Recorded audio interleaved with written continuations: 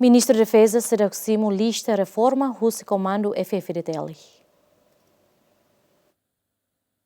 Ministro da Defesa Pedro Clamar foi cateten sedak simulista reforma o chefe comando FFDTL tambah tuir dekreto-lei número hitu bararing urasan resinghat lorong sanu resin rua bulan Março quando ba estado militar FFDTL nian ia artigo atu sida ruanu resin valu nebe kualia konaba kondisão bang hira passa reserva bang hira membro FFDTL atingiu na idade 50 resin 5 bele hato ona nia pedido ba comando FFDTL. Assessor-geral Senfa Sidauk apresenta a lista, ministro Sidauk ele comenta a batida. Direito não é mais definida, boa minha profissão. Quando estou na ona, ciclo moris né, tô aí da idade da neona, hareba valores ou tudo no meu aqui, nessa Itaema, diante tem que uma descansa, mas não é lei mas que for dela. Secretário Maior General FFDTL Tenente General falou ratelai cateten Coronel Domingos Câmara amigo no Coronel João Silva Pereira Sadiara Siklai hata mau nasirnya pedido ba comando FFDTL hodi husu atu reforma.